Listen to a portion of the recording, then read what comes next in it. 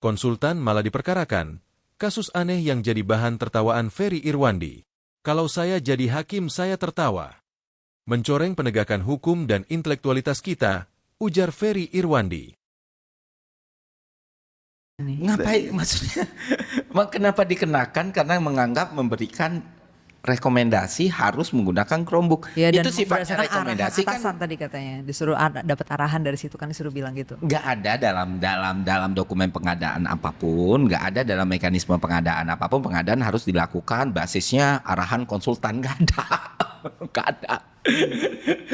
Itu opsi yang bisa diambil birokrasi atau institusi ketika mereka mau buat pengadaan gitu. Misalnya ada mereka hire konsultan, mereka apa, tapi nggak seakan-akan ketika hire konsultan itu dalam hukum konsultan yang menentukan gitu. Itu kan enggak sebenarnya. Jadi jangan sampai ke level situ aja, level kayak konsultan dipermasalahkan karena arahan. Nggak usah sampai level arahannya dilakukan atau tidak. Seharusnya hakim itu ketawa pasti, kalau saya jadi hakimnya ketawa lah. Dari apa yang Mas Ibam ceritain ya, Mas Ibam itu kan di-hire oleh satu yayasan untuk memberikan rekomendasi di berbagai inovasi dalam dunia pendidikan Indonesia gitu kan. Nah, yayasan itu bekerja sama dengan Kementerian Pendidikan. Kita lihat konteksnya gitu. Jadi Mas Ibam tuh nggak secara langsung bekerja sama dengan kementerian dan nggak pernah dibayar langsung dengan APBN, zero gitu kan. Nah, yang aneh adalah Kejaksaan memperkarakan Mas Ibam karena dia konsultan dari yayasan yang bekerja di kementerian.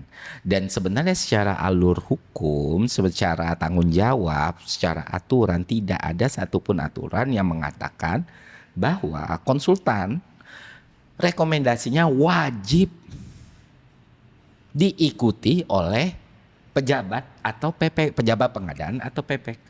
Jadi memperkarakan konsultan dalam kasus tipikor itu sudah tanda tanya besar. Kecuali dalam aturan pengadaan Indonesia diwajibkan pejabat pengadaan atau PPK mengikuti rekomendasi konsultan. Nah, ini kan udah nggak ada nih sebenarnya, nggak ada tuh aturan kayak gitu. Yang lebih aneh lagi, di layer selanjutnya konsultan tidak merekomendasikan itu. Nah, itu kan yang kedua.